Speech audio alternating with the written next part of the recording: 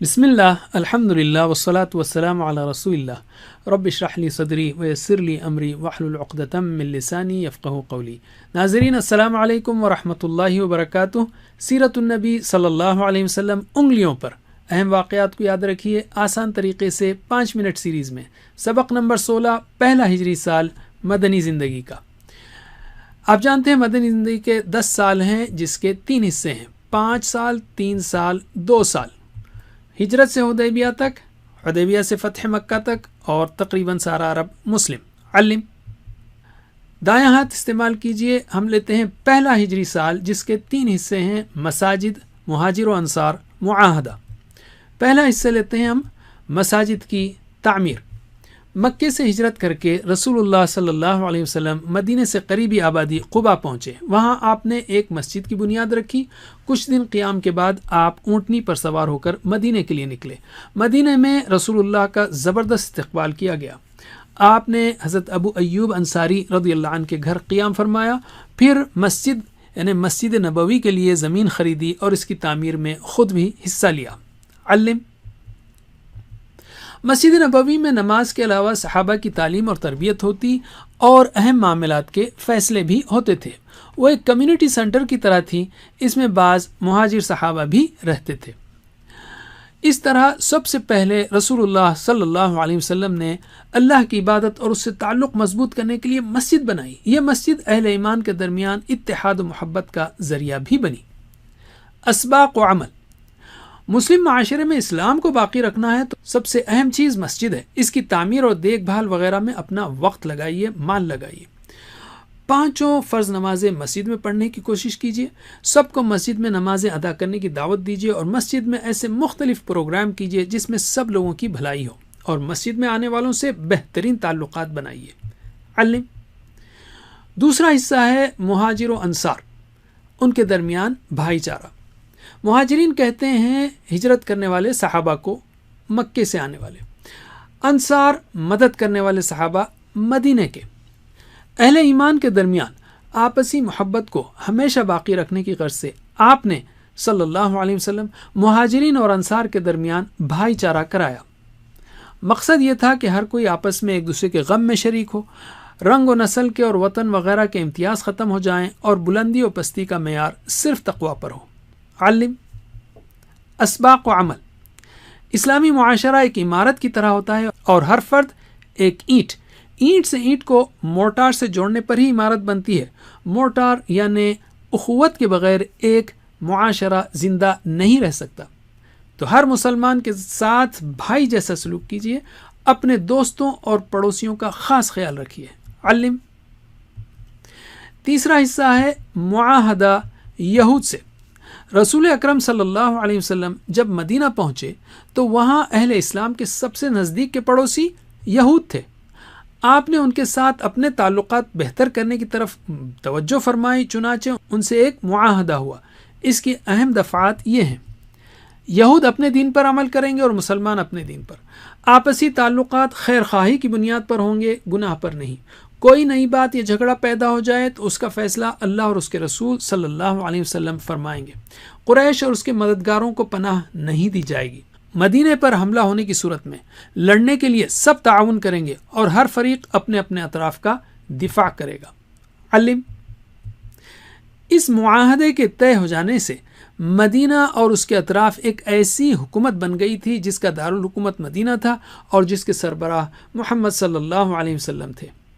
اسباق و عمل آپ نے صلی اللہ علیہ وسلم مدینہ پہنچتے ہی پہلے مسجد بنائی، پھر مسلمانوں کے درمیان تعلقات کو مضبوط کیا اور اس کے بعد پڑوسیوں سے معاہدہ کیا۔ تو عمارت کی ہر اینٹ مضبوط ہو یعنی اللہ سے تعلق، آپس میں اینٹیں جڑی رہیں یعنی اخوت، اور سامنے سے عمارت کی حفاظت بھی ہو، پڑوسیوں سے تعلق و معاہدہ، تو ہی مسلم معاشرہ صحیح ترقی کر سکتا ہے۔ غیر مسلم پڑوسیوں سے تعلقات رکھیے اور سب کی بھلائی کے عام پروگرامز بنائیے اور اس میں حصہ لیجیے۔ علم اب ہم لیتے ہیں قرآن کو۔ مدنی زندگی کے پہلے دور میں 1 سے 5 ہجری میں یہ 14 صورتیں نازل ہوئیں، 8 پاروں کے برابر۔ کم از کم 1 سے 5 اور 28ویں پارے کو یاد رکھیے۔ ان صورتوں کو سمجھ کر پڑھیے تاکہ اندازہ ہو کہ مدینے میں ایک مسلم معاشرے کی تشکیل کے لیے اللہ کی جانب سے رسول اللہ صلی اللہ علیہ وسلم کو کس طرح کی ہدایت دی گئی کہ آپ ان دنوں کیا پڑھتے اور سناتے تھے اور صحابہ کیسے ان سے اثر لیتے تھے۔ حدیث، احادیث کے بغیر قرآن مجید کو اور اسلامی احکام کو سمجھنا صحیح طور پر ممکن نہیں، اس لیے اپنے ایمان کی مضبوطی کے لیے روزانہ کم از کم ایک حدیث ضرور پڑھیے۔ ہم نے مدنی زندگی کے پہلے سال کے 3 اہم موضوعات سیکھے، اب دائیں انگوٹھے کے 3 حصوں پر ان کی پریکٹس کیجیے۔ مساجد، مہاجر و انصار، معاہدہ یہود سے۔ سبق نمبر 17، دوسرا سال مدنی زندگی کا۔ دائیں ہاتھ استعمال کیجیے۔ اب ہم لیتے ہیں دوسرا ہجری سال، اس کے 3 حصے ہیں، بدر و قینقاع، منافق عبداللہ بن ابی اور قبلہ۔ پہلا حصہ لیتے ہیں ہم بدر و قینقاع۔ غزوہ بدر، مسلمانوں کو ختم کر دینے کے ارادے سے مکے سے 1000 مشرکین پوری تیاری کے ساتھ نکلے۔ ادھر مدینے سے رسول اللہ صلی اللہ علیہ وسلم 313 جانثار صحابہ کو لے کر روانہ ہوئے۔ ان کے پاس لڑنے کے لیے بہت کم وسائل تھے۔ بدر کے مقام پر دونوں کا آمنا سامنا ہوا۔ اسلام و کفر کی یہ پہلی باقاعدہ جنگ تھی۔ جم کر مقابلہ ہوا اور مشرکین کو بھرپور شکست ہوئی۔ 70 مشرکین مارے گئے، 70 قید کیے گئے اور 14 مسلمان شہید ہوئے۔ مشرکین میں ابو جہل کے علاوہ بڑے بڑے لیڈر بھی قتل ہوئے۔ علم، غزوہ بنو قینقاع۔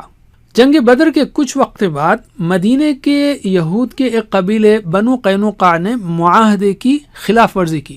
آپ صلی اللہ علیہ وسلم نے انہیں نصیحت کی اور بغاوت کے سخت انجام سے آگاہ کیا۔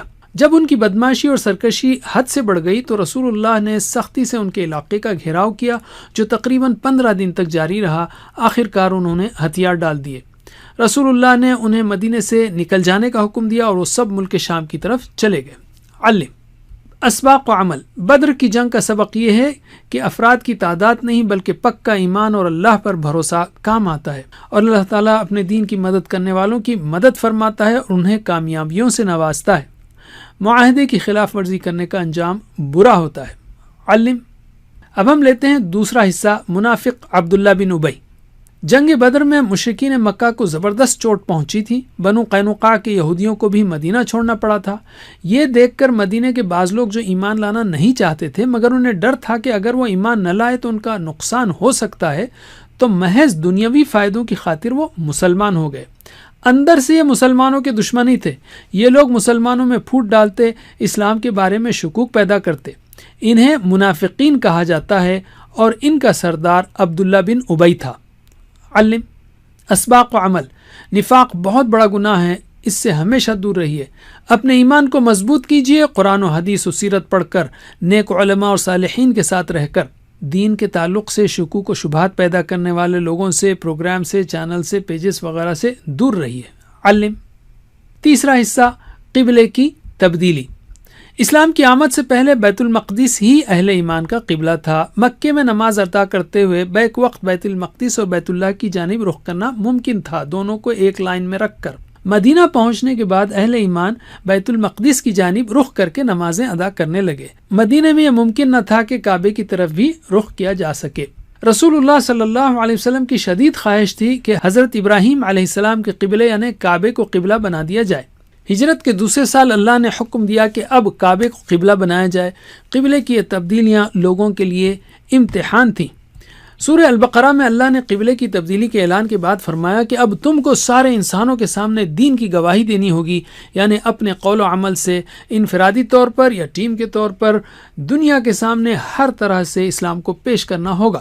علم، اسباق و عمل۔ اللہ کی عبادت کا تقاضا یہ ہے کہ اس کے احکام کو مانا جائے، چاہے پسند کے خلاف ہو۔ دین کی دعوت کو پہنچانے کی ذمہ داری بہت بھاری ہے، اس کے لیے اپنا وقت، صلاحیت اور مال لگائیے۔ قرآن و حدیث و سیرت پڑھیے تاکہ آپ یہ کام بہتر طریقے سے کر سکیں۔ علم، اب ہم لیتے ہیں قرآن کو۔ پہلے دور یعنی 1 سے 5 ہجری میں 14 صورتیں نازل ہوئی ہیں، تقریباً 8 پاروں کے برابر، تو کم از کم 1 سے 5 اور 28ویں پارے کو یاد رکھیے۔ 2 ہجری میں 4 صورتیں نازل ہوئی ہیں جو یہاں دی گئی ہیں۔ ان صورتوں کو سمجھ کر پڑھیے تاکہ اندازہ ہو کہ مدینے میں اسلامی معاشرے کی بنیاد رکھنے اور دین اسلام کے دفاع کے لیے اللہ کی جانب سے رسول اللہ صلی اللہ علیہ وسلم کو کس طرح کی ہدایات دی گئیں۔ حدیث، وہ دن کیسا محرومی کا دن ہے جس میں ہم کو نبی کریم صلی اللہ علیہ وسلم کی ایک بات بھی پڑھنے کو یا سننے کو نہ ملے، 15-20 سیکنڈ بھی نہیں ہمارے پاس اس خاص کام کے لیے۔ اب ہم اعادہ کرتے ہیں مدنی زندگی کے دوسرے سال کا۔ دائیں ہاتھ کی دوسری انگلی کے حصوں پر اس کی پریکٹس کیجیے۔ بدر و قینقاع، منافق عبداللہ بن ابی اور قبلے کی تبدیلی۔ بدر، منافق، قبلہ۔ سبق نمبر 18، تیسرا ہجری سال مدنی زندگی کا۔ دائیں ہاتھ استعمال کیجیے۔ تیسرا ہجری سال ہے جس کے 3 حصے ہیں، سریہ زید رضی اللہ عنہ اور غزوہ احد اور غزوہ حمراء الاسد۔ تو ہم پہلا حصہ لیتے ہیں سریہ زید بن ثابت رضی اللہ عنہ۔ غزوہ کہتے ہیں وہ فوجی مہم جس میں رسول اللہ صلی اللہ علیہ وسلم شریک ہوں۔ سریہ وہ فوجی مہم ہے جس کو رسول اللہ کسی صحابی کی قیادت میں بھیجیں۔ بدر کے بعد اور احد سے پہلے کچھ غزوات اور سرایا ہو چکے تھے، یہاں ان میں سے ایک اہم سریہ کا ذکر کیا جا رہا ہے۔ موسم گرما میں قریش ملک کے شام کی جانب تجارتی سفر کرتے جس کا راستہ مدینے سے گزرتا۔ اپنے تجارتی قافلے کو بچانے کے لیے قریش نے نئے راستے سے سفر شروع کیا جس کی خبر رسول اللہ تک پہنچ گئی۔ آپ صلی اللہ علیہ وسلم نے حضرت زید کی قیادت میں 100 صحابہ کو اس تجارتی قافلے پر حملے کے لیے بھیجا۔ مقصد یہ تھا کہ قریش کی طاقت کمزور ہو اور وہ صلح پر آمادہ ہوں تاکہ مسلمان ان کے حملوں سے محفوظ رہیں۔ حضرت زید نے قافلے پر حملہ کیا اور اس پر قبضہ کر لیا۔ قریش نے اس واقعے سے سبق لے کر صلح کرنے کے بجائے ایک اور بڑی جنگ کی تیاری کی، اسباق و عمل۔ نبی کریم صلی اللہ علیہ وسلم جہاں ایک جانب صلح چاہتے تھے وہیں دوسری جانب اہل ایمان کی حفاظت کی فکر بھی آپ کو تھی۔ تکبر اور بیجا غصہ انسان کی سوچنے اور سمجھنے کی صلاحیت کو ختم کر دیتا ہے، جیسا کہ قریش نے کیا۔ علم یعنی ویڈیو روکیے اور ایک دوسرے کو سکھائیے۔ دوسرا حصہ غزوہ احد۔ کفار مکہ نے جنگ بدر میں ملی شکست کا بدلہ لینے کے لیے ایک بڑا لشکر مدینے کی جانب بھیجا۔ اس میں 3000 فوجی، 200 گھوڑے، 700 زرہیں اور سواری و سامان کے لیے 3000 اونٹ تھے، اور دوسری جانب اسلامی لشکر میں صرف 1000 مرد تھے۔ جنگ سے کچھ پہلے منافقوں کے سردار عبداللہ بن ابی نے دھوکہ دیا اور 300 لوگوں کو لے کر واپس لوٹ گیا۔ اس طرح اہل ایمان کی تعداد 700 ہی رہ گئی۔ مدینے کے قریب احد نامی پہاڑ کے دامن میں دونوں لشکروں کا مقابلہ ہوا۔ شروع میں مسلمانوں کو فتح نصیب ہوئی، مگر بعض افراد نے اپنے جنگی مورچے کو وقت سے پہلے چھوڑ دیا، حالانکہ انہیں رسول اللہ صلی اللہ علیہ وسلم نے نہ چھوڑنے کی تاکید کی تھی۔ خالد بن ولید نے، جو اس وقت تک مسلمان نہیں ہوئے تھے، اپنے ساتھیوں کو لے کر اس مورچے سے حملہ کیا۔ مسلمانوں کو سخت نقصان پہنچا۔ آپ کا ایک دانت ٹوٹ گیا، نچلا ہونٹ زخمی ہو گیا اور پیشانی بھی زخمی ہوئی، یہاں تک کہ آپ کی شہادت کی جھوٹی خبر پھیل گئی۔ صحابہ کرام نے رسول اللہ کی حفاظت کی خاطر بے مثال قربانیاں دیں۔ اس جنگ میں حضرت حمزہ و مصعب سمیت 70 صحابہ رضی اللہ عنہم شہید ہوئے اور کفار کے تقریباً 30 افراد ہلاک ہوئے۔ اسباق و عمل۔ رسول اللہ صلی اللہ علیہ وسلم کی ہدایات پر مکمل طور پر عمل کرنا ہی دنیا و آخرت میں نجات کا سبب ہے۔ دین کی سربلندی کے لیے مالی و جانی نقصان برداشت کرنے والوں کو اللہ بہترین بدلہ دے گا۔ علم۔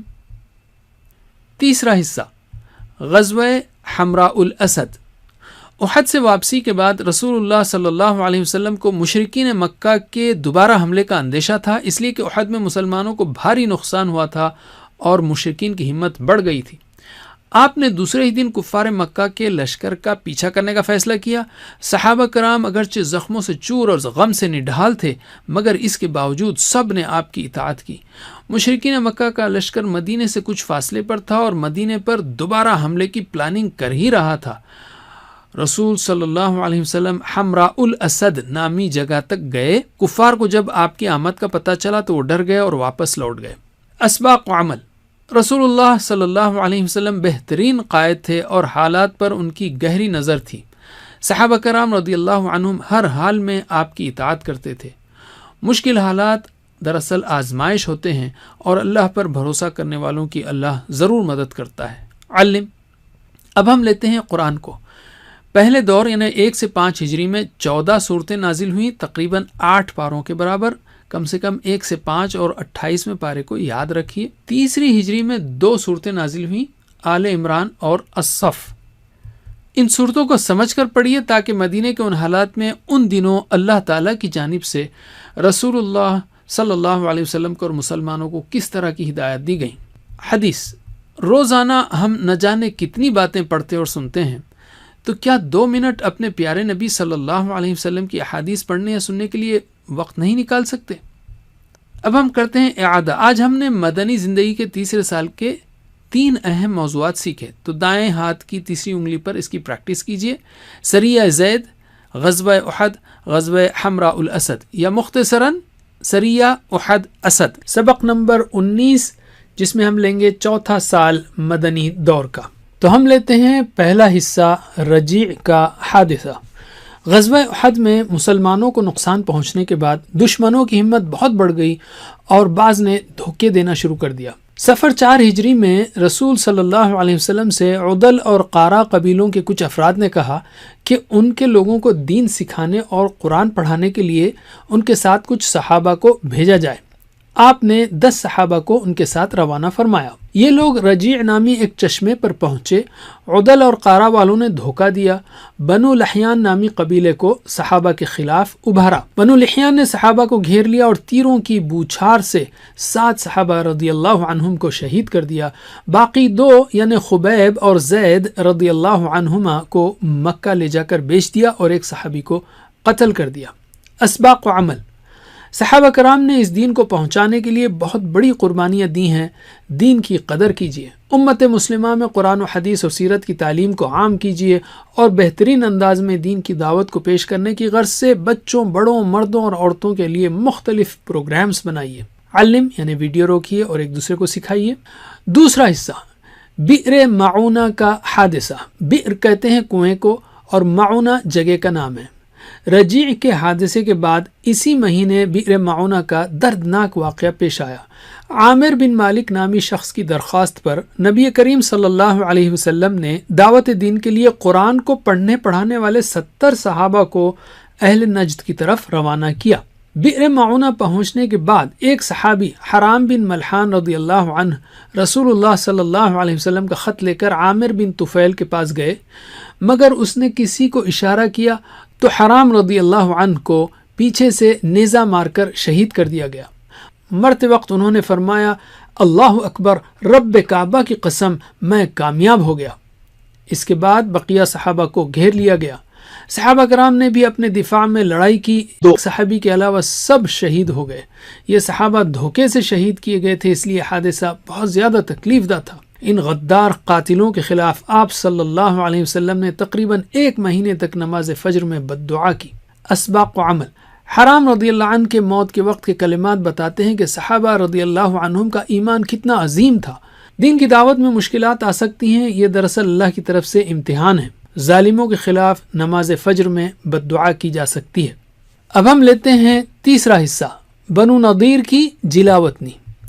بنو نضیر مدینے میں آباد ایک یہودی قبیلہ تھا اور مسلمانوں سے ان کا معاہدہ تھا۔ نبی کریم صلی اللہ علیہ وسلم چند صحابہ کے ساتھ ان کے پاس 2 مقتولین کی دیت کے بارے میں بات چیت کے لیے گئے۔ آپ ایک دیوار سے ٹیک لگا کر بیٹھ گئے۔ یہود نے سازش کی کہ آپ کے اوپر چکی کا پتھر گرا کر آپ کو کچل دیا جائے۔ جبریل علیہ السلام نے آپ صلی اللہ علیہ وسلم کو خبر دے دی تو آپ وہاں سے نکل آئے۔ چونکہ یہ خطرناک قسم کی سازش تھی، اس لیے آپ نے بنو نذیر کو 10 دن میں مدینہ خالی کرنے کا حکم دیا۔ بنو نضیر نے نہیں مانا تو صحابہ نے ان کا گھیراؤ کر لیا۔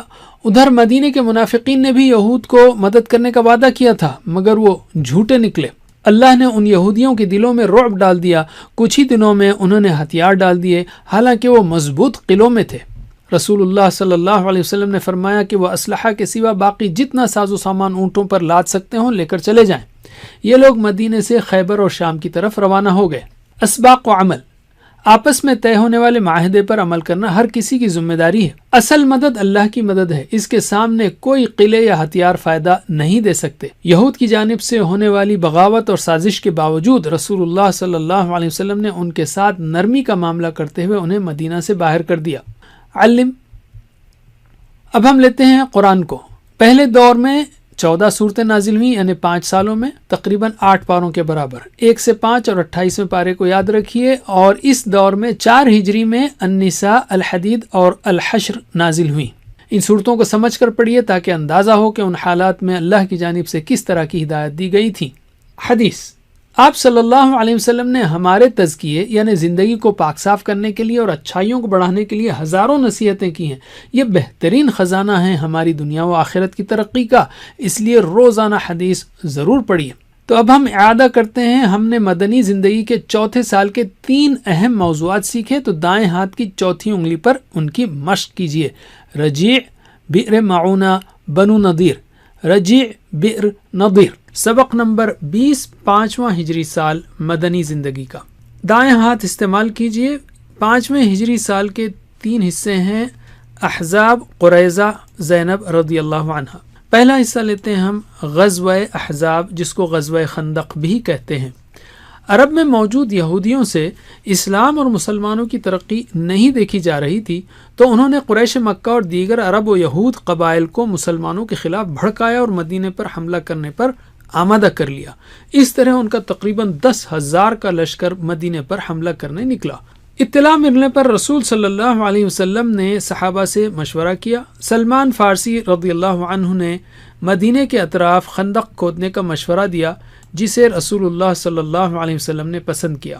صحابہ کرام رضی اللہ عنہم کو خندق کھودنے کا کام سونپا گیا. خود رسول اللہ صلی اللہ علیہ وسلم بھی شریک رہے. اس غزوے میں مسلمانوں کی تعداد تقریباً 3,000 تھی. کفار کا لشکر جب مدینے کے قریب پہنچا تو خندق کی وجہ سے وہ حملہ نہ کر سکے، البتہ دونوں جانب سے صرف تیر اندازی ہوتی رہی. تقریباً 1 مہینے تک یہ سلسلہ چلتا رہا.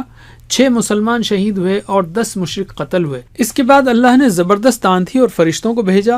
کفار کی ہوا اکھڑ گئی، ان کے لشکر میں پھوٹ پڑ گئی اور وہ واپس لوٹ گئے. اسباق و عمل: اپنے خیرخواہ لوگوں سے مشورہ کریں اور مناسب رائے پر عمل کریں. اپنی رائے پر مت اڑے رہیں.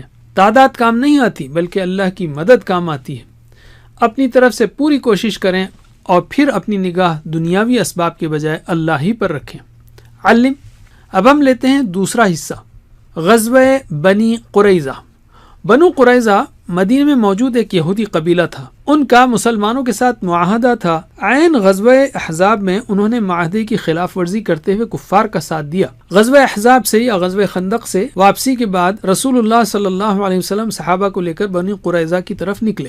چونکہ بنو قریظہ نے معاہدے کی خلاف ورزی کر کے خیانت کی تھی، اس لیے آپ صلی اللہ علیہ وسلم نے 3,000 صحابہ سمیت بنو قریظہ کا گھیراؤ کر لیا. تقریباً 25 دن کے محاصرے کے بعد بنو قریظہ کی ہمت ٹوٹ گئی اور انہیں گرفتار کر لیا گیا. چونکہ بنو قریظہ قبیلہ اوس کے حلیف تھے، اس لیے رسول صلی اللہ علیہ وسلم نے ان کا معاملہ قبیلہ اوس کے سردار حضرت سعد بن معاذ کے حوالے کیا.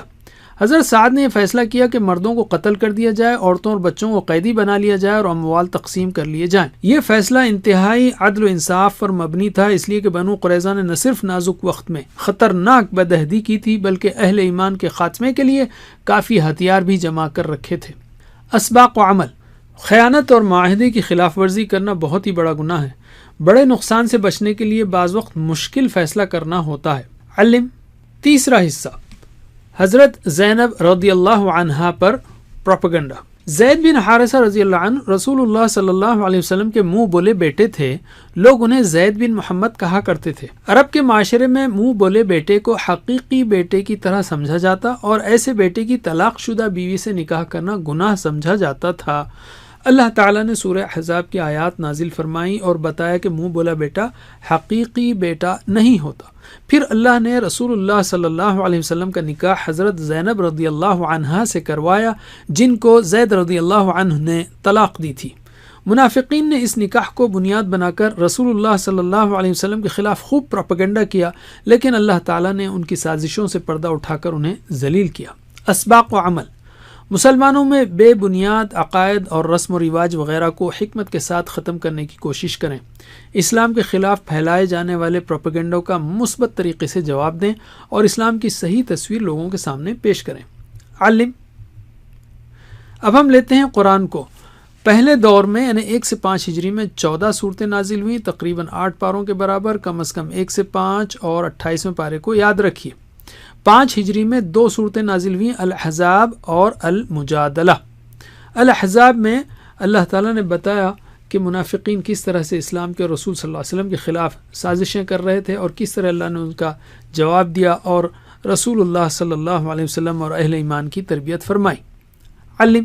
حدیث: دنیا کے کسی اور انسان کی باتیں اتنے اہتمام سے جمع نہیں کی گئیں جتنے اہتمام سے احادیث کو جمع کیا گیا ہے۔ دنیا و آخرت میں اپنی زندگی کو کامیاب بنانے کے لیے رسول اللہ صلی اللہ علیہ وسلم کی احادیث کا مطالعہ کیجیے۔ اب ہم لیتے ہیں ریویژن۔ ہم نے سیرت کے 5ویں ہجری سال میں پیش آنے والے 3 اہم موضوعات سیکھے۔ دائیں ہاتھ کی 5ویں انگلی پر ان کی پریکٹس کیجیے۔ غزوہ احزاب، غزوہ بنی قریظہ اور زینب رضی اللہ عنہا پر پروپیگنڈا، یا مختصراً احزاب، قریظہ، زینب۔ سبق نمبر 21، 6 ہجری سال مدنی زندگی کا۔ بایاں ہاتھ استعمال کیجیے۔ 6 ہجری سال، اس کے 3 حصے ہیں: غزوہ بنی مستلق و واقع افک، صلح حدیبیہ اور خطوط۔ تو ہم پہلا حصہ لیتے ہیں، غزوہ بنی مستلق اور واقع افک۔ غزوہ بنی مستلق، نبی صلی اللہ علیہ وسلم کو خبر ملی کہ بنو مستلق نامی قبیلے کا سردار عرب کے کچھ قبائل کو لے کر آپ سے جنگ کے لیے آ رہا ہے۔ آپ نے صحابہ کو تیاری کا حکم دیا اور بہت جلد دشمن سے مقابلے کے لیے نکل پڑے۔ مرائسیع نامی ایک جگہ پانی کے چشمے کے پاس دشمن سے مقابلہ ہوا اور فتح یاب ہوئے۔ قیدیوں میں بنی مستلق کے سردار کی بیٹی حضرت جویریہ رضی اللہ عنہا بھی تھی۔ رسول اللہ نے ان سے نکاح کیا، جس کا فائدہ یہ ہوا کہ مسلمانوں نے بنو مستلق کے 100 قیدی گھرانوں کو رسول کے سسرالی ہونے کی وجہ سے آزاد کر دیا۔ اب ہم لیتے ہیں واقع افک۔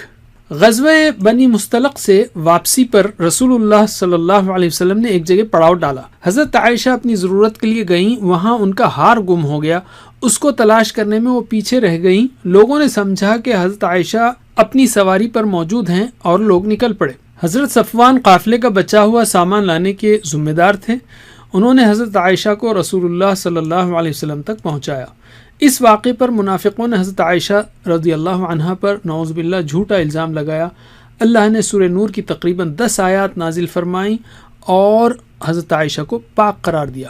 اسباق و عمل، ہر ایک کے ساتھ اچھا سلوک کیجیے، چاہے وہ قیدی ہی کیوں نہ ہو۔ ہرگز کسی پر تہمت یعنی جھوٹا الزام مت لگائیے۔ آزمائش و مصیبت آئے تو صبر کیجیے، اللہ ضرور مدد کرے گا۔ علم۔ اب ہم لیتے ہیں دوسرا حصہ، صلح حدیبیہ۔ سن 6 ہجری میں آپ صلی اللہ علیہ وسلم نے خواب میں دیکھا کہ آپ اپنے صحابہ کے ساتھ عمرہ کر رہے ہیں۔ چنانچہ آپ نے تقریباً 1,500 صحابہ کے ساتھ عمرے کی نیت سے مکے کا رخ کیا۔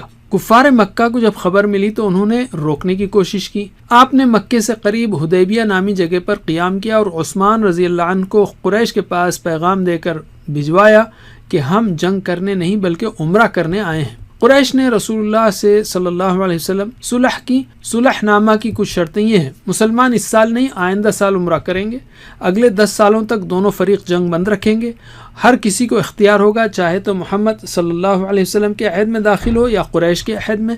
قریش کا کوئی شخص اپنے ذمہ دار کی اجازت کے بغیر محمد صلی اللہ علیہ وسلم کے پاس جائے گا تو اسے واپس کرنا ہوگا، لیکن اگر مدینے سے کوئی شخص قریش کے پاس آئے گا تو اسے واپس نہیں کیا جائے گا۔ اللہ تعالیٰ نے سورہ فتح نازل کی اور اس معاہدے کو فتح مبین یعنی کھلی کامیابی قرار دیا۔ قریش کا صلح کرنا گویا اسلام کی قوت کا اعتراف کرنا تھا۔ صلح کے بعد اسلام کو بغیر رکاوٹ کے پھیلنے کا موقع ملا۔ 6 ہجری تک مسلمانوں کی تعداد 3000 تھی تو فتح مکہ نے 8 ہجری تک مسلمانوں کی تعداد 10,000 ہو گئی۔ اسباق و عمل، اللہ کے حکم پر عمل کرنا ہی کامیابیوں کا دروازہ کھولتا ہے۔ بعض مرتبہ اپنے قدم پیچھے ہٹا لینا ہی آگے بڑھنے کا موقع دیتا ہے۔ علم۔ تیسرا حصہ، خطوط کے ذریعے دین کی دعوت۔ آپ صلی اللہ علیہ وسلم جب قریش سے صلح کے بعد ان کی طرف سے محفوظ ہو گئے تو 8 بادشاہوں اور امراء کے نام خطوط لکھ کر انہیں اسلام کی دعوت دی۔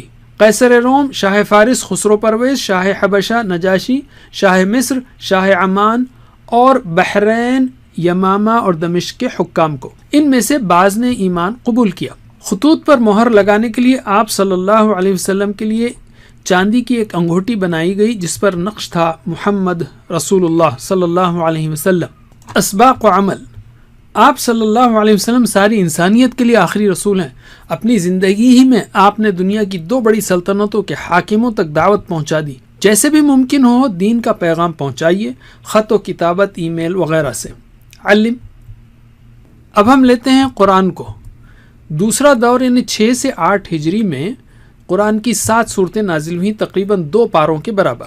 6 اور 26واں پارہ یاد رکھیے، ان پاروں میں دوسری صورتیں بھی ہو سکتی ہیں۔ ان صورتوں کو غور سے پڑھیے۔ علم حدیث، آج ہم رسول اللہ صلی اللہ علیہ وسلم کو نہ اپنی آنکھوں سے دیکھ سکتے ہیں نہ ہی ان کی مجلس میں شریک ہو سکتے ہیں، لیکن ہمارے درمیان آپ کی احادیث موجود ہیں، پڑھ کر اپنی دنیا و آخرت کو سنوار سکتے ہیں۔ اب ہم لیتے ہیں اعادہ۔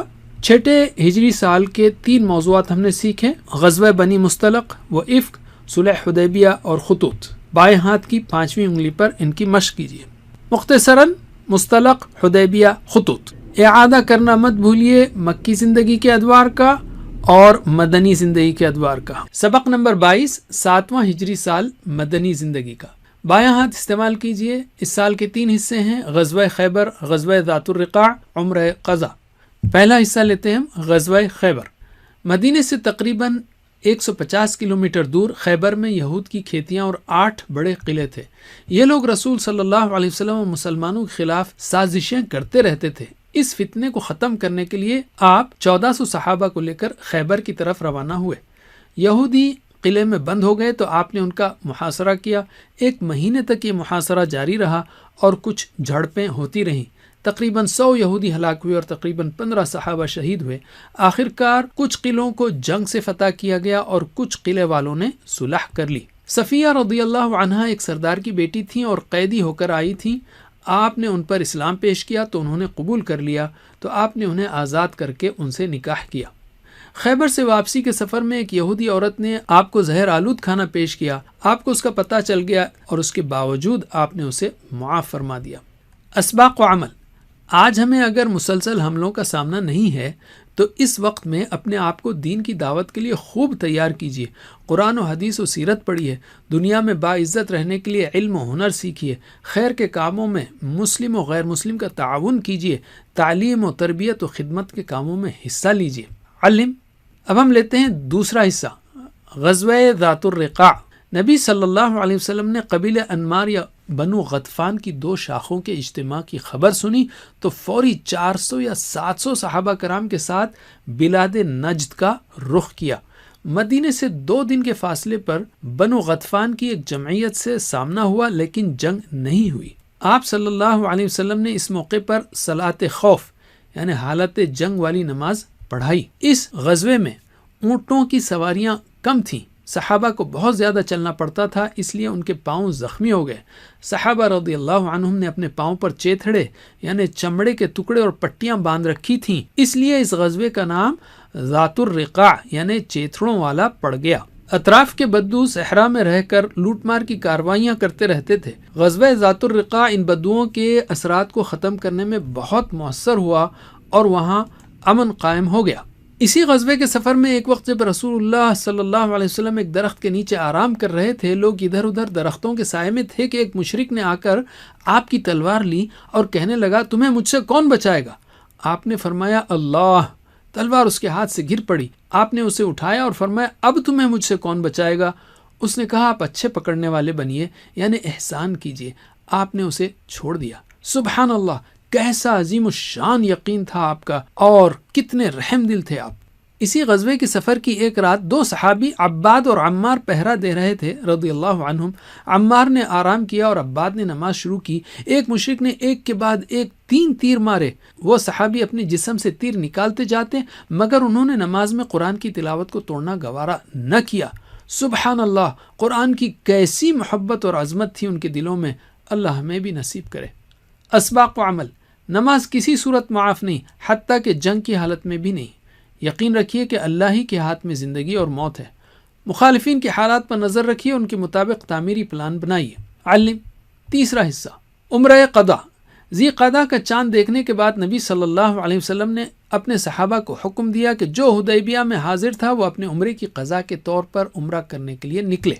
اہل حدیبیہ کے علاوہ کچھ اور لوگ بھی ساتھ ہو گئے۔ اس طرح تعداد 2000 ہو گئی، عورتیں اور بچے ان کے علاوہ تھے۔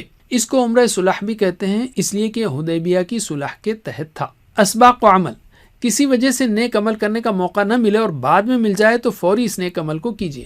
اچھے لوگوں کے ساتھ رہیے، ان کے ساتھ مل کر کام کیجیے۔ حج فرض ہو یا عمرہ کرنے کا موقع ملے تو ضرور کیجیے۔ علم۔ اب ہم لیتے ہیں قرآن کو۔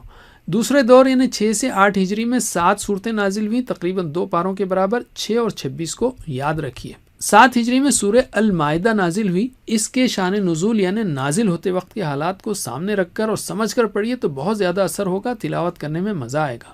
علم حدیث. آپ صلی اللہ علیہ وسلم نے اپنی ساری زندگی بے شمار قربانیاں دیتے ہوئے بھی ہماری خاطر تعلیم و تربیت و تزکیے کو نہیں چھوڑا، تو کیا ہمارے پاس ان احادیث کو پڑھنے کے لیے بھی ٹائم نہیں؟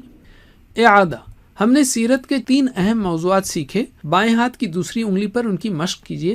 غزوہ خیبر، غزوہ ذات الرقاع، عمرہ خزا، یا مختصراً خیبر، رقاع، عمرہ. خیبر ختم ہوتا ہے را سے، رقاع، اور رقاع ختم ہوتا ہے عین سے، عمرہ.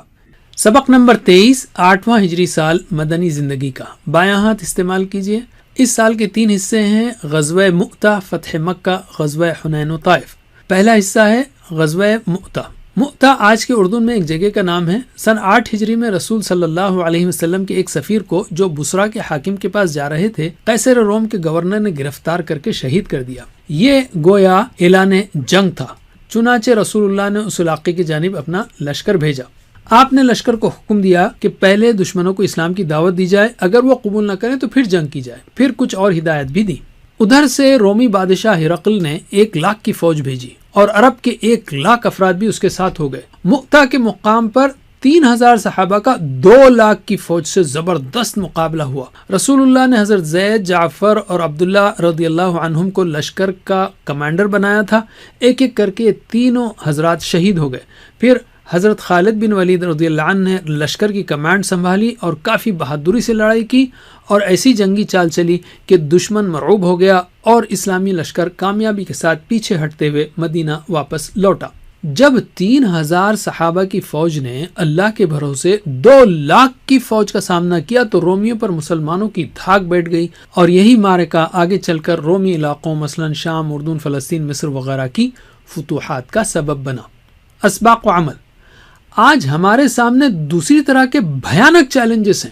مسلمانوں میں دینی و دنیاوی علوم سے دوری ہے، اخلاقی گراوٹ ہے، شادیوں میں جہیز و بیکار رسمیں ہیں، اور دوسری طرف اسلام و فوبیا کا طوفان چل رہا ہے. شدید غلط فہمیاں پھیلائی جا رہی ہیں. ان سے نمٹنے کے لیے پلان بنائیے. خود کے وقت کا بہترین استعمال کیجیے. مسلمانوں کی کسی جماعت کا حصہ بنیے. پیسہ، وقت اور صلاحیت لگائیے. علم. دوسرا حصہ، فتح مکہ. صلح حدیبیہ میں قریش نے اس بات پر معاہدہ کیا تھا کہ فریقین آپس میں ایک دوسرے کے حلیف کے خلاف حملہ یا زیادتی نہیں کریں گے. حلیف یعنی الائی. اس معاہدے کے بعد قبیلہ بنو خزاعہ رسول صلی اللہ علیہ وسلم کے ساتھ ہوا تو قبیلہ بنو بکر قریش کے ساتھ ہو گیا. مگر بنو بکر نے جب بنو خزاعہ پر حملہ کیا تو قریش نے ان کا ساتھ دیا اور معاہدے کی خلاف ورزی کی. قریش کو یہ احساس بھی ہو گیا تو انہوں نے معاہدے کی تجدید کی کوشش کی مگر ناکام رہے. رمضان سن 8 ہجری میں بنو خزاعہ کی حمایت میں رسول اللہ صلی اللہ علیہ وسلم تقریباً 10,000 صحابہ کا لشکر لے کر مکہ کی طرف نکلے. اتنے بڑے لشکر کے قائد ہوتے ہوئے بھی آپ صلی اللہ علیہ وسلم نہایت عاجزانہ انداز میں اللہ کا ذکر، تسبیح، شکر کرتے ہوئے مکہ میں داخل ہوئے. کعبہ اور اس کے آس پاس 360 بت موجود تھے. رسول اللہ نے اپنے ہاتھ میں موجود کمان سے انہیں گرایا اور پھر کعبے کے سامنے قریش سے خطاب کیا. سوائے چند کے ہر کسی کو معافی دے دی گئی اور مکے والوں نے آپ سے بیعت کی. اس طرح بغیر کسی خون خرابے کے مکہ فتح ہوا اور کعبے کے دامن میں پھر سے ایک اللہ ہی کی عبادت ہونے لگی. اسباق و عمل. ہٹ دھرمی کرنا، جان بوجھ کر اپنی غلطی پر اڑے رہنا بڑے نقصان کا سبب بنتا ہے. بدلہ لینے کی طاقت ہوتے ہوئے بھی اللہ کی خاطر معاف کرنا آپ صلی اللہ علیہ وسلم کی عادت تھی. علماء و ذمہ داروں کی نگرانی میں مظلوموں کی مدد کرنے کے لیے تعمیری انداز میں کام کیجیے. علم. تیسرا حصہ، غزوہ حنین و طائف. غزوہ حنین مکے سے تقریباً 30 کلومیٹر دور ایک جگہ کا نام ہے. فتح مکہ کے بعد بھی بعض ہٹ دھرم قبیلے مثلا حوازن، ثقیف وغیرہ نے مسلمانوں پر حملہ کرنا طے کیا. آپ صلی اللہ علیہ وسلم نے 12,000 مسلمانوں کا لشکر لیا اور حنین کی طرف کوچ کیا. اس جنگ میں شروع میں مسلمانوں کو سخت حملے کا سامنا کرنا پڑا لیکن اللہ کی مدد سے وہ پھر سنبھل گئے اور انہیں فتح ہوئی. غزوہ طائف. دشمن کی فوج حنین سے بھاگ کر طائف چلی گئی اور قلعہ میں بند ہو گئی. رسول اللہ نے لشکر سمیت طائف کا رخ کیا اور تقریباً 40 دن اس کا محاصرہ کیا. کئی کوششوں کے باوجود اب قلعہ فتح نہ ہو سکا تو آپ نے محاصرہ ختم کروا دیا اور مدینہ لوٹ گئے. اسباق و عمل. کبھی بھی اپنی تعداد یا اسباب پر فخر نہ کریں بلکہ اللہ کی مدد پر نگاہ ہو۔ کسی معاملے میں مشکل پیش آئے تو اسے اپنی انا کا مسئلہ نہ بنا لیں بلکہ دوسرے مثبت کام میں اپنی صلاحیتیں اور وقت خرچ کریں۔ علم۔ اب لیتے ہیں ہم قرآن کو۔ دوسرے دور یعنی 6 سے 8 ہجری میں 7 صورتیں نازل ہوئیں 2 پاروں کے برابر، 6 اور 26 کو یاد رکھیے، اور 8 ہجری میں ممتحنہ و تحریم نازل ہوئی۔ ان صورتوں کو سمجھ کر پڑھیے تاکہ تلاوت بھی جاندار ہو اور زیادہ سے زیادہ فائدہ ہو۔ علم۔ حدیث۔ روزانہ کم از کم 2 منٹ تو صحیح حدیث پڑھیے تاکہ ایمان میں اضافہ ہو اور عمل میں درستگی پیدا ہو۔ آج ہم نے سیرت کے 8ویں ہجری سال کے 3 اہم موضوعات سیکھے۔ بائیں ہاتھ کی تیسری انگلی پر ان کی مشق کیجیے۔ غزوہ مؤتہ، فتح مکہ، غزوہ حنین و طائف، یا مختصراً مؤتہ، مکہ، حنین۔ سبق نمبر 24، 9واں ہجری سال مدنی زندگی کا۔ بائیں ہاتھ استعمال کیجیے۔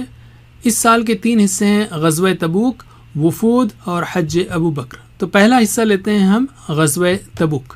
مؤتہ کی جنگ نے مسلمانوں کی دھاک بٹھا دی تھی، اس لیے قیصر روم نے مسلمانوں کو سزا دینے کے لیے بڑی تیاریاں شروع کر دی۔ اس کے تحت عرب سردار بھی فوجیں جمع کرنے لگے۔ آپ صلی اللہ علیہ وسلم ہر اس بات سے خبردار رہتے تھے جس کا اسلام اور مسلمانوں پر اثر پڑتا ہو، اس لیے آپ نے تیاری کا حکم دیا۔ سپر پاور سے مقابلہ تھا، گرمی کا موسم تھا، دور کا سفر تھا، وسائل کم تھے، کھجور کی فصل تیار تھی۔ صحابہ کرام نے اس غزوے میں بہت سی قربانیاں دیں، صدقہ و خیرات کرنے میں ایک دوسرے سے آگے نکل جانے کی کوشش کی۔ حضرت ابو بکر رضی اللہ عنہ نے اپنا سارا مال حاضر خدمت کر دیا، حضرت عمر نے اپنا آدھا مال خیرات کیا، حضرت عثمان و عبد الرحمن رضی اللہ عنہم نے ڈھیر سارا مال اللہ کے راستے میں صدقہ کیا۔ رجب 9 ہجری میں آپ صلی اللہ علیہ وسلم 30,000 کی فوج لے کر نکلے۔ فوج میں 10,000 گھوڑے اور 12,000 اونٹ بھی تھے۔ مدینے سے نکل کر آپ صلی اللہ علیہ وسلم تبوک میں مقیم ہوئے۔ رسول صلی اللہ علیہ وسلم کی آمد کی خبر سن کر رومی قیادت کی ہمت نہ ہوئی کہ ان سے مقابلہ کرے جن کے صرف 3,000 لوگوں نے 1 لاکھ سے جنگ کی تھی، اس لیے یہ جنگ نہیں ہوئی۔ وہاں کئی قبائل کے لوگوں نے خود رسول صلی اللہ علیہ وسلم کی خدمت میں آ کر اطاعت قبول کی۔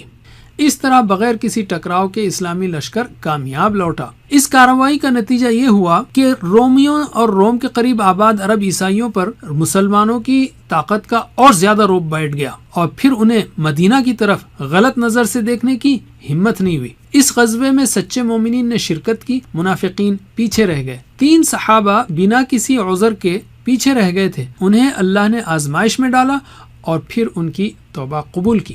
اسباق و عمل۔ خیر کے اجتماعی کاموں میں ایک دوسرے سے آگے بڑھنے کی کوشش کریں۔ غزوہ تبوک کے وقت رسول اللہ صلی اللہ علیہ وسلم کی عمر مبارک تقریباً 61 سال تھی۔ اس عمر میں لوگ آرام کرتے ہیں، لیکن رسول اللہ نے دین کی حفاظت کی خاطر اس عمر میں بھی مشقتیں برداشت کی تاکہ ہم تک دین پہنچے۔ اس لیے ہمارے لیے بھی یہ پیغام ہے کہ آخری دم تک دین کا کام کرتے رہنا ہے۔ علم یعنی ویڈیو روکیے اور ایک دوسرے کو سکھائیے۔ دوسرا حصہ، وفود اور وفد نجران۔ صلح حدیبیہ کے بعد سے دعوت کے مواقع بڑھ گئے تھے اور لوگوں کا اسلام قبول کرنا شروع ہو گیا تھا۔ فتح مکہ کے بعد سے کئی قبیلوں کے وفد آئے اور انہوں نے اسلام قبول کیا۔ غزوہ تبوک کے بعد یہ رفتار اور بھی بڑھ گئی۔ تعداد سے آپ دیکھ سکتے ہیں، مثلا صلح حدیبیہ کے وقت تھے 1500 صحابہ رضی اللہ عنہم آپ کے ساتھ، فتح مکہ 10,000، غزوہ تبوک 30,000 اور حجۃ الوداع 1,24,000۔ علماء کے مطابق تقریباً 70 وفود رسول صلی اللہ علیہ وسلم کی خدمت میں مدینہ منورہ آئے اور اپنے ایمان کا اظہار کیا۔ مکے سے یمن کے راستے پر نجران نامی علاقے میں 73 گاؤں تھے جن میں 1 لاکھ سے زیادہ جنگجو مردوں کی آبادی تھی۔ یہ سب عیسائی مذہب کے ماننے والے تھے۔ ان کی طرف سے کچھ لوگ آپ صلی اللہ علیہ وسلم کی خدمت میں آئے۔ کافی غور کے بعد انہوں نے آپ کی ماتحتی میں رہنا قبول کیا۔ آپ نے ان پر جزیہ مقرر کیا اور ایک معاہدہ کیا۔ بعد میں یہ لوگ مسلمان ہونا شروع ہو گئے۔ اسباق و عمل۔ اپنے اخلاق و اعمال سے مسلسل علم کو سیکھتے ہوئے بہترین انداز میں پیش کرتے ہوئے لوگوں کو اسلام سے قریب کیجیے۔ اپنے ایمان پر مضبوطی سے جمے رہیے۔ آخرکار حق کا غلبہ ہونا لازم ہے۔ علم۔ تیسرا حصہ، حج ابو بکر رضی اللہ عنہ کی قیادت میں۔ سن 9 ہجری میں رسول اللہ صلی اللہ علیہ وسلم نے مناسک حج قائم کرنے کی غرض سے حضرت ابو بکر کو امیر الحج بنا کر روانہ فرمایا اور ان کی قیادت میں لوگوں نے حج کیا۔ حضرت ابو بکر نے صحابہ کرام کی ایک جماعت بھیج کر یہ اعلان کرایا کہ آئندہ سے کوئی مشرک حج نہیں کر سکتا اور نہ کوئی آدمی جاہلیت کی دور کی طرح بے لباس ہو کر بیت اللہ کا طواف کر سکتا ہے۔ یہ اعلان گویا جزیرۃ العرب سے جاہلیت کے خاتمے کا اعلان تھا۔ اسباق و عمل، امیر کی اطاعت کو لازم سمجھیں مگر گناہ کے کاموں میں نہیں۔ استطاعت ہو تو زندگی میں ایک بار حج ضرور کریں، مناسک حج اچھی طرح سیکھیں۔ علم، اب ہم لیتے ہیں قرآن کو۔ تیسرا دور یعنی 9 اور 10 ہجری میں 4 سورتیں نازل ہوئیں، تقریباً ایک پارے کے برابر۔ 10واں پارہ یاد رکھیے۔ 9 ہجری میں 2 سورتیں نازل ہوئی تھیں، توبہ اور حجرات۔ غزوہ تبوک سے متعلق سورۃ توبہ کی بہت سی آیتیں نازل ہوئی ہیں۔ ان آیات میں غزوے کے حالات ہیں، منافقین کی حقیقت ہے اور مجاہدین کی فضیلت ہے، تو اس کو غور سے پڑھیے۔ علم، حدیث، آپ صلی اللہ علیہ وسلم نے تو 63 سال تک مسلسل قربانیاں دیں، امت تک دین پہنچایا اور ہمارے لیے ذخیرہ چھوڑ گئے، تو کیا ہمارے پاس صرف پڑھنے کے لیے بھی کم از کم 2 منٹ کا وقت بھی نہیں؟ اللہ توفیق دے ہم کو پڑھنے کی۔ تو اعادہ کرتے ہیں، ہم نے 9 ہجری سال کے 3 اہم موضوعات سیکھے۔ بائیں ہاتھ کی چوتھی انگلی پر ان کی مشق کیجیے۔ غزوہ تبوک، وفود اور حج ابو بکر، یا مختصراً تبوک، وفود، حج ابو بکر۔ سبق نمبر 25، 10واں سال مدنی زندگی کا۔ بایاں ہاتھ استعمال کیجیے۔ اس سال کے 3 حصے ہیں، حجۃ الوداع، جیش اسامہ رضی اللہ عنہ اور وفات۔ پہلا حصہ حجۃ الوداع۔ ہجرت کے 10ویں سال رسول اللہ صلی اللہ علیہ وسلم نے حج فرمایا، اس کو حجۃ الوداع کہتے ہیں۔ ایک وہ وقت تھا کہ مکے میں آپ کو اور آپ کے ماننے والوں کو سخت تکلیفیں دی جاتی تھیں، اور آج اسی مکے کی زمین پر آپ کے ساتھ 1,24,000 صحابہ تھے۔ اس سفر حج میں آپ نے متعدد خطبے دیے۔ عرفے کے میدان میں آپ نے ایک تاریخی اور جامع خطبہ دیا۔ آپ نے اپنے خطبات میں جن باتوں پر گفتگو فرمائی ان میں سے چند یہ ہیں: توحید، مساوات، انسان کی جان و مال اور آبرو کی حفاظت اور انسانی حقوق کی اہمیت، خواتین کے حقوق، سود کا خاتمہ، قرآن و حدیث پر عمل کرنے اور خاص کر ارکان اسلام پر عمل کرنے کی اہمیت، دعوت دین کی ذمہ داری کو نبھانے اور دین کی تبلیغ کرتے رہنے کی خصوصی تاکید۔ اسباق و عمل، حجۃ الوداع کے خطبات اسلامی تعلیمات کا نچوڑ ہیں، ان کو غور سے پڑھیے اور ان پر عمل کیجیے۔ رسول اللہ صلی اللہ علیہ وسلم نے 23 سالہ مدت میں سخت تکلیفیں برداشت کر کے دین اسلام کو پہنچایا اور آخری وقت میں اس پر عمل کرنے اور اس کو دوسروں تک پہنچانے کی خاص تاکید کی۔ اب اس دین کو دوسروں تک پہنچانا ہم سب کی ذمہ داری ہے۔ اس میں اپنا وقت، صلاحیت اور پیسہ لگائیے اور اس کام میں مصروف لوگوں کی مدد کیجیے۔ علم، یعنی روکیے ویڈیو کو اور پڑھائیے ایک دوسرے کو۔ دوسرا حصہ جیش اسامہ رضی اللہ عنہ۔ غزوہ مؤتہ اور غزوہ تبوک کے بعد بھی رومی سلطنت کا گھمنڈ ٹوٹا نہیں تھا، چنانچہ ان کے ماتحت علاقوں میں اگر کوئی اسلام قبول کر لیتا تو وہ اس کا جینا مشکل کر دیتے۔ حج سے واپسی کے بعد رسول اللہ صلی اللہ علیہ وسلم نے سفر سن 11 ہجری میں حضرت اسامہ بن زید کو ایک لشکر کا سپہ سالار بنا کر بھیجا۔ اس وقت حضرت اسامہ صرف 18 سال کے تھے۔ ان کے کم عمر ہونے کی وجہ سے کچھ لوگوں نے اعتراض کیا، لیکن رسول اللہ نے ان کی قابلیت کی بنا پر ان کی سپہ سالاری پر اطمینان کا اظہار کیا۔ بڑے بڑے صحابہ کرام حضرت اسامہ کی ماتحتی میں اس لشکر میں شامل تھے۔ لشکر مدینے سے 3 میل دور ہی تھا کہ رسول اللہ صلی اللہ علیہ وسلم کی بیماری کی خبریں آنے لگیں۔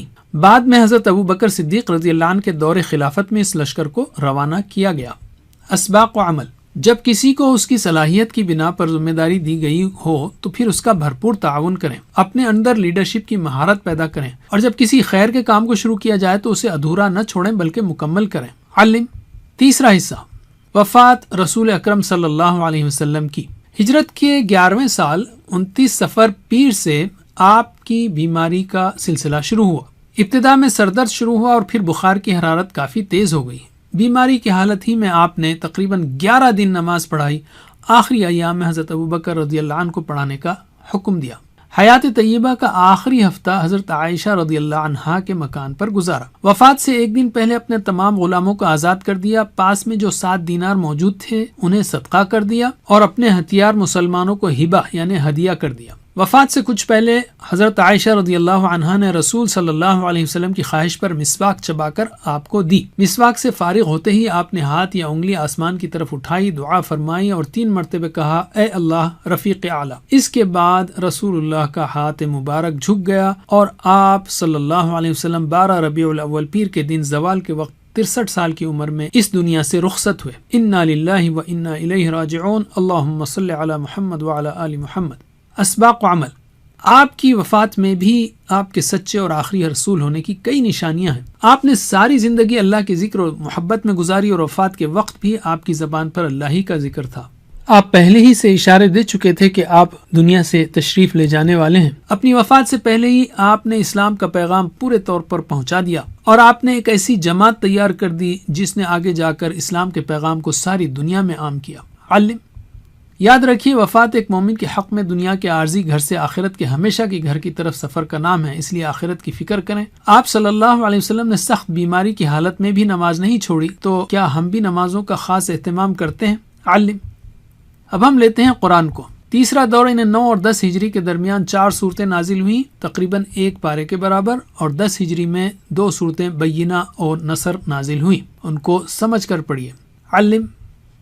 حدیث، رسول اللہ صلی اللہ علیہ وسلم نے 23 سال کی مختصر مدت میں صحابہ کرام کی جو تربیت فرمائی، اس میں قرآن مجید کے بعد آپ کے بابرکت اقوال ہیں جو احادیث کی شکل میں موجود ہیں۔ روزانہ احادیث پڑھنے کے لیے کم از کم 2 منٹ کا وقت نکالیے۔ اعادہ، آج ہم نے سیرت کے 10ویں ہجری سال کے 3 موضوعات سیکھے۔ بائیں ہاتھ کے انگوٹھے پر مشق کیجیے۔ حجۃ الوداع، جیش اسامہ، وفات، یا مختصراً حج، جیش، وفات۔ سبق نمبر 26، رسول صلی اللہ علیہ وسلم کی مدنی زندگی کا اعادہ یعنی ریویژن۔ مدنی زندگی 10 سال کی ہے، 1 ہجری سے 10 ہجری تک، اور اس کے 3 حصے ہیں: 5 سال، 3 سال، 2 سال۔ 5 3 2، 5 3 2، رائٹ۔ کون سے ہیں؟ ہجرت سے حدیبیہ تک، حدیبیہ سے فتح مکہ تک، اور تقریباً سارا عرب مسلم آخری 2 سالوں میں۔ ہجرت سے حدیبیہ، حدیبیہ سے فتح مکہ، سارا عرب مسلم، حدیبیہ تک، فتح مکہ تک، سارا عرب مسلم۔ علم۔ اب ہم لیتے ہیں اس میں جو واقعات ہوئے ہیں ہر سال کے۔ مساجد کی تعمیر، مہاجر و انصار، معاہدہ یہود سے، غزوہ بدر و قینقاع، منافق عبداللہ بن ابی مسلمان اور قبلے کی تبدیلی، سریہ زید اور غزوہ احد اور غزوہ حمراء الاسد، حادثہ رجیع، حادثہ بئر معونہ، این غزوہ بنو نضیر، این اس کے بعد ہے غزوہ احزاب، غزوہ بنو قریظہ، زینب رضی اللہ عنہ پر پروپیگنڈا۔ لیکن مختصر یاد رکھیں گے تو آپ بہت آسان ہوگا، اور آپ کو بیک گراؤنڈ یاد ہو تو پھر اس کو ریکال کر سکتے ہیں، آپ وہ سارے فل ٹائٹل کو لا سکتے ہیں۔ مساجد، مہاجر، معاہدہ، رائٹ، مساجد، مہاجر، معاہدہ۔ اس کے بعد بدر، منافق، قبلہ، قاف قاف، منافق، قبلہ، بدر، منافق، قبلہ، سریہ، احد، اسد، سریہ، احد، اسد، رجیع، بئر اور نضیر، رجیع، بئر، نضیر، بئر معونہ کا بئر، اور آخری میں احزاب، قریظہ، زینب رضی اللہ عنہ، احزاب، قریظہ، زینب رضی اللہ عنہ۔ علم۔ اب ہم لیتے ہیں متعلقہ صورتیں جو ان سالوں میں نازل ہوئی، کیونکہ مدنی زندگی میں صورتیں کم نازل ہوئی ہیں، مدنی دور میں 24 صورتیں نازل ہوئی ہیں، تو اس میں پہلے سال میں نازل ہوئی ہے مساجد بنینا، تو سورہ الجمعہ، رائٹ، تو الجمعہ، اور جمعہ میں جمع ہوتے ہیں تو حج میں بھی جمع ہوتے ہیں، حج بھی اسی دور میں نازل ہوئی اور اس میں قتال کی پرمیشن دی گئی، اس لیے کہ مکے والے جو ہے نا مسلسل حملے کر رہے تھے۔ دوسرے سال میں بقرہ اور انفال، بقرہ کو یاد رکھ لیجئے، بڑی صورت، ٹھیک ہے، اور اس کے بعد ہے آل عمران جس میں احد، غزوہ احد کی کامنٹری ہے، رائٹ، اور اس کے بعد النساء ہے، اور الحشر جو ہے اس میں بنو نضیر کا واقعہ ہے، اور الاحزاب ہے، غزوہ احزاب جو ہے اس میں اس صورت میں اس کا ذکر ہے۔ تو اس کو یاد رکھنا ہے تو جمعہ یاد رکھیے، حج یاد ہو تو بہت اچھا ہے، بقرہ، آل عمران، نساء، تینوں لائن سے ہیں، بڑی بڑی صورتیں، اور احزاب کا احزاب۔ علم۔ اب ہم لیتے ہیں نیکسٹ 5 ایئرس۔ غزوہ بنی مصطلق و واقع افک، صلح حدیبیہ، خطوط، غزوہ خیبر، غزوہ ذات الرقاع اور عمرہ قضاء، غزوہ مؤتہ، غزوہ مکہ یا فتح مکہ، اور آخر میں غزوہ حنین و طائف، اور اس کے بعد ہے غزوہ تبوک اور وفود، اور حج ابو بکر رضی اللہ عنہ، ابو بکر رضی اللہ عنہ کی امارت میں، اور حجۃ الوداع، اس کے بعد جیش اسامہ رضی اللہ عنہ، اور وفات رسول صلی اللہ علیہ وسلم۔ لیکن کی ورڈز یاد رکھنا آسان ہے، مصطلق، حدیبیہ، خطوط، مستلق حدیبیہ خطوط، خیبر رقاع عمرہ، خیبر رقاع عمرہ، مؤتہ مکہ حنین، مؤتہ مکہ حنین، تبوک وفود حج ابو بکر، تبوک وفود حج، اور پھر یہاں حج اور جیش اور وفات، حج جیش وفات، حج جیش وفات علم۔ اور یہاں پر جو صورتیں نازل ہوئی ہیں، مستلق سے واپس آتے ہوئے واقع افک ہوا تھا تو سورہ نور نازل ہوئی، اور حدیبیہ جو ہے نا اس کا ذکر سورہ الفتح میں ہے، رائٹ۔ اور پھر اس کے بعد مائدہ نازل ہوئی، اور الممتحنہ میں غزوہ یا فتح مکہ سے پہلے کا ایک واقعہ ہے اس سے ریلیٹڈ، اور سورہ التوبہ میں غزوہ تبوک کا ذکر ہے، اور آخر میں سورہ نصر کو یاد رکھ لیجئے جو کامل صورت نازل ہوئی۔ تو یہاں پر النور، مائدہ، ممتحنہ، یا مؤتہ مکہ دو میم ہے نا تو ممتحنہ ایسا یاد رکھیے، اور تبوک اور توبہ جو ہے نا یہ دونوں ریلیٹڈ ہیں، اور آخر میں النصر۔ تو ایک ایک صورت بھی اگر آپ یاد رکھیں گے تو بہت اچھا رہے گا۔ علم۔ اب ہم ہر دور کی صورتوں کی تعداد اور پاروں کو لیں گے۔ ہم نے کہا تھا مدنی زندگی میں تقریباً 24 صورتیں نازل ہوئی ہیں، کچھ اختلاف ہے لیکن ٹھیک ہے، یہ بھی ایک علماء کا قول ہے۔ تو پہلے دور میں 14، پھر 6 اور 4، 14 6 4، 14 اور 6 20، اور 4 24، اور پاروں کا عدد یعنی ایکولنٹ 8 پارے، 2 پارے اور 1 پارا، 8 2 1، 8 2 1، 8 اور 2 10 اور 1 11۔ اور جو کون سے پارے نازل ہوئے؟ 1 سے 5 اور 28، 6 اور 26، اور تیسرا دور ہے جس میں 10واں پارا۔ علم۔ اگلے سبق میں ہم مدنی زندگی کا مختصر تجزیہ پیش کریں گے۔ سبق نمبر 27، مدنی زندگی کا تجزیہ یعنی انالیسس، مکی اور مدنی زندگی کا فرق۔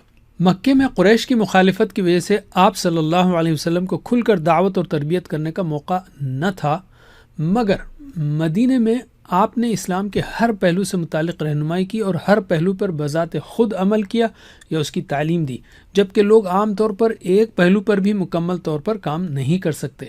مثلا اسلام کے ایمانیات کا شعبہ لیجئے، شہادتین، رسالت، آخرت وغیرہ، یہ ارکان اسلام ہیں، نماز، زکوٰۃ، حج، روزہ ہے، یا دل کی عبادات ہیں جیسے نیت، اخلاص، توبہ، صبر، شکر، توکل، مراقبہ، محبت الہی، استقامت، دعا، تفکر وغیرہ، یا دعوت ہے جس میں وعظ و نصیحت ہے، ترغیب ہے، ترہیب ہے، دل کو جیتنا ہے، اخلاقیات ہیں، سچ ہے، خوش کلامی ہے، نرمی ہے، تواضع ہے، عدل و انصاف ہے، خودداری وغیرہ، معاشرت ہے، نکاح، طلاق، رضاعت، مہر، والدین، رشتہ دار، پڑوسی، ماحولیات وغیرہ، معاملات ہیں، تجارت، شراکت، مضاربت، رہن، ہبہ، وصیت، وراثت، قرض وغیرہ، اسلامی ریاست ہے، امر بالمعروف ہے، نہی عن المنکر ہے، اقامت صلاح ہے، نظام قضاء ہے وغیرہ۔ ہر پہلو معجزاتی ہے اس کا۔ دعا ہی کو لیجئے، مثلا تاریخ میں کسی بھی انسان نے اتنی اور ایسی دعائیں نہ کی ہیں اور نہ بتائی ہیں۔ آپ کا کیا کام تھا؟ قرآن کو سنانا، یہ مسلم و غیر مسلم سب کے لیے تھا، تزکیہ کرنا، قرآن کی تعلیم دینا اور حکمت کی تعلیم دینا۔ یہ 2 سے 4 کے پوائنٹس آپ کو احادیث میں ملیں گے۔ کس طرح کام کیا؟ آپ بہترین اخلاق والے تھے صلی اللہ علیہ وسلم، صادق و امین تھے، سچے ہمدرد تھے، جو دوسروں کو کہتے سب سے پہلے اس پر عمل کرتے تھے، صبر و استقامت کے پہاڑ تھے، نرمی کے ساتھ لوگوں کی قدم بقدم تربیت کرنے والے تھے، ہر حال میں حکمت سے بھرپور قیادت و رہنمائی کرنے والے تھے۔ یہ دیکھ کر صحابہ کرام آپ صلی اللہ علیہ وسلم کو دل و جان سے چاہتے تھے اور آپ کی ہر بات کو دل سے مانتے تھے، اور یہ ملے گا آپ کو سارا سیرت میں۔ علم۔ کن لوگوں میں کام کیا آپ نے؟ مسلمانوں میں۔ پہلے تو اپنے خاندان کو سنبھالنا خود ایک چیلنج تھا، بیویاں، بیٹیاں، داماد، نواسے، رشتہ دار وغیرہ، اور عام مسلمانوں کی تربیت کرنا، پھر غیر مسلموں میں عام لوگوں کو دعوت دینا اور دشمنوں سے مقابلہ کرنا۔ آپ ریاست مدینہ کے حاکم بھی تھے، یعنی معاشرے کی دیکھ بھال کرنا ہر معنوں میں، چاہے وہ فوجی ہو، سماجی ہو، معاہدے ہوں، جھگڑے چکانا ہو، یا معاشی ہو۔ مثلا آپ نے بازار قائم کیا تاکہ یہودیوں کی اجارہ داری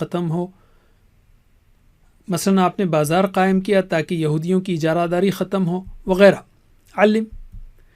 غیر مسلموں میں ایک طرف عام لوگوں میں دعوت دیا آپ نے اور دوسری طرف دشمنوں سے مقابلہ کیا۔ یہ 5 قسم کے دشمن تھے: مشرکین مکہ اور ان کے ساتھی، منافقین جو مدینے کے اندر سے سازشیں کرتے تھے، یہودی مدینے اور اطراف کے، عیسائی حکومتیں شمال کی جانب سے اور اطراف کے بدو جو صحرا میں رہ کر لوٹ مار کرتے رہتے تھے۔ علم مشرکین کے ساتھ غزوہ بدر ہو یا سریہ زید ہو یا غزوہ احد ہو یا غزوہ حمراء الاسد ہو یا رجیع اور بئر معونہ کے حادثات ہوں یا غزوہ بنو مستلق ہو یا فتح مکہ ہو، غزوہ حنین ہو یا دیگر غزوات سرایہ ہوں۔ علم منافقوں کے ساتھ عبداللہ بن ابی جب مسلمان ہوا تو ان کی ہمتیں بڑی بڑھ گئیں، پھر مختلف غزوات میں اور تقریباً ہر وقت پر انہوں نے موقع پرستی کی اور الٹے کام کیے۔ علم یہود کے ساتھ پہلے ہی ہجری سال میں آپ نے معاہدہ کیا، مگر انہوں نے دھوکے دیے، مذاق اڑایا مسلمانوں کا، دشمنوں سے مل کر سازشیں کی، دشمنوں کو مدینے پر حملوں کے لیے ابھارا، خود بھی حملے کرنے کی کوشش کی وغیرہ۔ تو غزوہ بنو قینقاع لیجئے، غزوہ بنو نذیر لیجئے، غزوہ بنو قریظہ لیجئے، غزوہ خیبر لیجئے، اور ان بڑے واقعات سے پہلے اور بعد میں بھی مخالفت ہوتی رہی اور پرابلمز ہوتے رہے۔ علم عیسائیوں کے ساتھ غزوہ مؤتہ، غزوہ تبوک اور پھر جیش اسامہ رضی اللہ عنہ کی تیاری، اور یہ سلسلہ آپ صلی اللہ علیہ وسلم کی وفات کے بعد بھی جاری رہا۔ پھر آپ نے خطوط بھی بھیجے، خاص کر عیسائی بادشاہوں کو بھی، اور وفود بھی آئے جس میں وفد نجران مشہور ہے۔ علم بدوؤں کے ساتھ غزوہ ذات الرقاع مشہور ہے، لیکن وہ لوگ غزوہ احزاب میں بھی آئے تھے اور دیگر غزوات و سرایہ وغیرہ میں بھی۔ علم مختصراً یہ کہ آپ صلی اللہ علیہ وسلم نے اللہ کی ہدایت کو پہنچایا جو کتاب و سنت میں ہے، اس پر بہترین عمل کر کے دکھایا اور ہمارے لیے اسوہ حسنہ کو چھوڑا، صحابہ کرام رضی اللہ عنہم کی زبردست جماعت تیار کی، اور عدل و انصاف اور روحانیت اور پاکیزگی والا بہترین معاشرہ تعمیر کیا اور مثالی ریاست قائم کی۔ ان پر عمل کر کے مسلمان 100 سال کے اندر سپر پاور بن گئے اور 1000 سال تک بنے رہے۔ مگر یاد رہے، اصل کامیابی تو آخرت کی کامیابی ہے۔ علم ہمیں بھی قرآن، حدیث اور سیرت کو پڑھنا اور ان پر غور کرنا چاہیے تاکہ ہماری زندگی میں بھی کسی حد تک وہ صفات پیدا ہو سکیں جو صحابہ کرام رضی اللہ عنہم کی زندگی میں تھی۔ انگلیوں پر یہ جو سیرت کا کورس ہے، اس کو یاد کرنے کا ایک بڑا فائدہ یہ ہے کہ آپ سیرت کی کوئی کتاب پڑھ لیں تو آپ محسوس کر سکتے ہیں کہ کس دور، کس سال اور کس حصے میں ہے۔ سبق نمبر 28، سیرت اور قرآن مدنی زندگی کے بارے میں۔ سیرت اور قرآن آپس میں جڑے ہوئے ہیں۔ سیرت کا سب سے اہم اور مستند یعنی اوتھینٹک ذریعہ کیا ہے؟ وہ ہے قرآن۔ البتہ قرآن میں واقعات کے اشارات ہیں یا مختصر بیان ہیں، اور واقعات سے نصیحت پر زیادہ زور ہے۔ قرآن میں لوگوں کے خیالات اور نیتوں کا ذکر بھی ہے، جبکہ سیرت میں صرف واقعات ملتے ہیں۔ قرآن کریم رسول صلی اللہ علیہ وسلم کی نبوت کے مختلف پہلو بیان کرتا ہے، مثلاً کہ آپ رحمت للعالمین ہیں، آپ فرشتہ نہیں، آپ پر مختلف طریقوں سے وحی کی جاتی ہے وغیرہ، اور قرآن کا بیان معجزانہ ہے، کوئی کتاب اس کا مقابلہ نہیں کر سکتی۔ علم یعنی ویڈیو کو روکیے اور ایک دوسرے کو سکھائیے۔ نبوت ملنے کے بعد آپ صلی اللہ علیہ وسلم 13 سال مکے میں رہے۔ اس دور کی صورتیں یعنی 90 صورتیں مکی ہیں، 4 میں اختلاف ہے، اور 10 سال مدینے میں رہے آپ، تو 24 صورتیں مدنی ہیں، 90 مکی اور 24 مدنی۔ علم اب ہم لیتے ہیں مکی صورتوں کی خصوصیات اور مدنی صورتوں کی خصوصیات۔ مکی صورتیں اور آیتیں چھوٹی ہیں، جبکہ مدنی صورتیں اور آیتیں عام طور پر بڑی ہیں۔ مکی صورتوں کے الفاظ بلیغ اور گہرے معنی والے ہیں، مدنی صورتوں کے الفاظ سادہ ہیں عام طور پر۔ مکی صورتوں میں آپ کو یا ایھا الناس ملے گا، اے لوگو۔ مدنی صورتوں میں یا ایھا الذین آمنو، اے ایمان لانے والو، یہ ملے گا، چونکہ خطاب مومنوں سے ہے وہاں پر زیادہ تر۔ مکی صورتیں حروف مقطعات سے شروع ہوتی ہیں، جیسے الف لام میم وغیرہ، اور سجدے والی صورتیں اکثر مکی ہیں۔ علم اب ہم لیتے ہیں مکی صورتوں کے موضوعات۔ یہ ہیں توحید، اس کے دلائل، آفاق و انفس سے، تاریخ سے، مثالوں سے، رسالت اور انبیاء کے قصوں سے نصیحت، آخرت اور جنت و جہنم کے بیان سے نصیحت، تسلی اور صبر کی تلقین، کفار مکہ کو دھمکیاں، اعتراضات کے جوابات وغیرہ۔ تو توحید، رسالت، آخرت، تسلی و صبر اور دھمکیاں وغیرہ۔ علم مدنی صورتوں کے موضوعات ہیں تعمیر اسلامی سوسائٹی کی، یعنی عقائد، عبادات، اخلاق، معاملات، معیشت، سیاست وغیرہ۔ دوسرے حفاظت، یعنی مسلمانوں کو مالی اور جانی قربانیوں پر ترغیب، کیونکہ مدینے پر مسلسل حملے ہوتے رہے، جنگیں ہوتے رہیں۔ اور نمبر 3 دعوت و نصیحت، اہل کتاب کو، منافقین کو اور مشرکین کو وغیرہ۔ تعمیر، حفاظت، دعوت و نصیحت۔ علم۔ اللہ کی جانب سے قرآن کے ذریعے تعلیم و تربیت دی جا رہی تھی، اس میں اگر انسان قرآن کو سامنے رکھے تو گویا اوپر اللہ اور اس کی صفات کا بیان ہے، اور دائیں جانب پیچھے انبیاء و مومنین کے قصے ہے، سامنے جنت ہے، بائیں جانب کافرین و منافقین کے قصے ہے، سامنے جہنم ہے، گویا آخرت اور موت سامنے رکھی گئی ہے، پھر آفاق کی نشانیاں ہیں، انفس کی نشانیاں ہیں انسان کے اپنے اندر، اور اسی طرح احکام ہیں، گویا مسلسل غور و فکر کی دعوت ہے۔ علم۔ اب ہم لیتے ہیں مکی اور مدنی دور کا دلچسپ نکتہ پاروں کے لحاظ سے، اس لیے کہ یہ آسان ہے 114 صورتوں کو یاد رکھنے کے مقابلے میں۔ یاد رہے کہ یہ اپروکسیمیشن ہے، پاروں میں کچھ صورتیں کم زیادہ ہو سکتی ہیں، بہت اپروکسیمیٹ تقسیم ہے۔ تو قرآن کے اگر ہم 4 حصے کر لیں، پہلا حصہ 1 سے 5 پاروں کا، دوسرا حصہ 7 سے 14 کا سوائے 10 کے، اور 17 سے 24 کا سوائے 10 کے، اور 25 سے 30 کا، ٹھیک ہے، 1 سے 5، 7 سے 14، 17 سے 24، 25 سے 30۔ علم۔ تو اب آپ دیکھیں گے کہ سبحان اللہ مکی جو دور ہے پہلا اور دوسرا، اس میں موسٹلی 30واں 29 پارہ اس طرح کی صورتیں ہیں، ٹھیک ہے، اور دوسری بھی ہیں، لیکن مکے کا جو تیسرا دور ہے اس میں 17 سے 24 پاروں کی صورتیں ہیں سوائے 21 کے، اور مکے کا جو چوتھا دور ہے اس میں 7 سے 14 پارے کی صورتیں ہیں سوائے 10ویں پارے کے، اور مدینے کا پہلا دور اس میں 1 سے 5 پاروں کی صورتیں ہیں۔ تو گویا ہم جو چل رہے ہیں ترتیب پیچھے سے ہے۔ علم۔ اس کے بعد مدینہ کے دوسرے دور میں 6 اور 26ویں پارے کی صورتیں ہیں، اور مدینہ کے تیسرے دور میں 10واں پارہ ہے۔ علم۔ تو قرآن روزانہ پڑھا جاتا ہے، بار بار پڑھا جاتا ہے، نمازوں میں سنا جاتا ہے، تو قرآن کو سمجھ کر پڑھیے، حدیث کو بھی پڑھیے کہ وہ قرآن کی شرح ہے، اس میں حکمت اور تزکیہ ہے، اللہ کا پیغام بھی سمجھ میں آئے گا، اور سیرت رسول صلی اللہ علیہ وسلم کے کئی پہلو بھی۔ وجزاکم اللہ خیر۔ کوئز کرنا مت بھولیے۔ اللہ تعالیٰ سے دعا ہے کہ ہمیں سیرت النبی صلی اللہ علیہ وسلم پڑھنے، پڑھانے، عمل کرنے، پھیلانے کی توفیق دے۔ سبحانک اللہم و بحمدک، نشہد ان لا الہ الا انت، نستغفرک و نتوب الیک۔ والسلام علیکم ورحمۃ اللہ وبرکاتہ۔